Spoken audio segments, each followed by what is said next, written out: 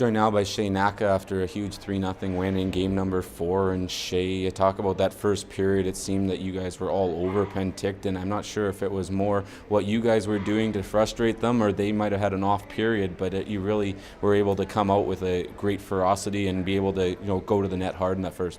Yeah, I think we got a couple breaks in the first period, a couple rushes where we got some bounces and got in on some odd man rushes. And when you create some chances, you get a little bit of momentum, and we carried that throughout the first period, and that was probably our best period, of the series. We just weren't able to get one.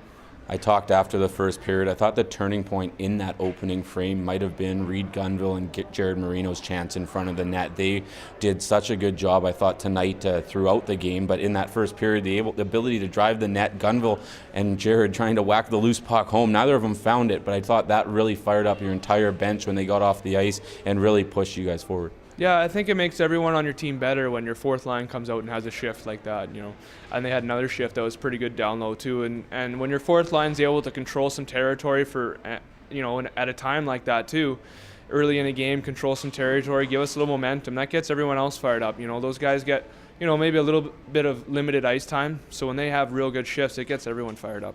The Warriors able to get their first power play in the second period, and Jonathan Desbiens, again, just sort of, can I say it, Johnny on the spot, and in that situation, the puck sort of bounces around, it goes right to the side of the net, and he takes his time. I saw him calm it down and flip it up underneath the bar. Yeah, well, he scored kind of 2 goals, scored his goals, to be honest. He shot the puck, got his own rebound, and then put one under the bar on the first one, and the second one, shot it, picked up his own rebound, and hammered it in, so...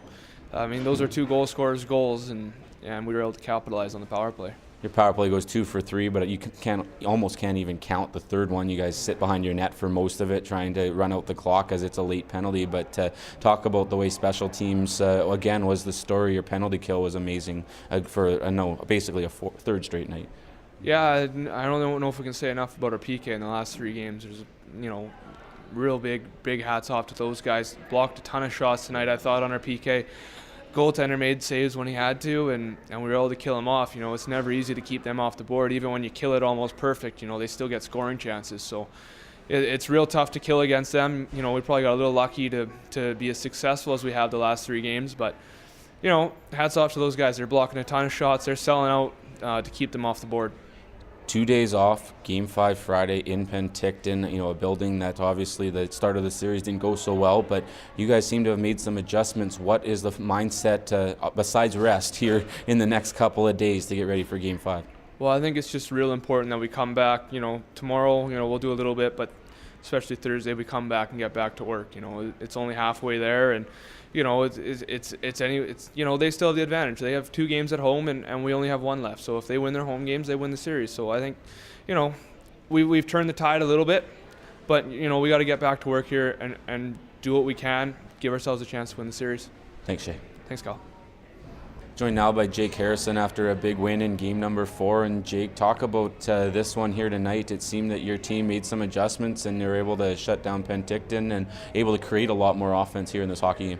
Yeah, well, they changed their lines up since the last game, and I think our lines matches have been really well, and I think we've been keeping our game simple, dumping the puck in and getting pucks to the net, and it's been working out. The ability, obviously, for the last change, I think, helps the coaching staff and Ryland and Shae get the matchups they want. But you guys, with Tyler Anderson as a partnership, you guys seem to, whatever matchup you draw, you guys seem to be having some success right now. Yeah, we click pretty well as a D partnership, and we've just been keeping our game simple, sticking to the game plan, getting pucks out, being first out, and it's worked out well for us. Jonathan Desbiens scores a pair of goals tonight on the power play, and to get that power play clicking and the opportunities to get it clicking really seemed to spark both the team and the crowd behind you as well. Yeah, he's got a great shot, and he bears down on the puck, and he always seems to make his opportunities happen and score those goals when we need them.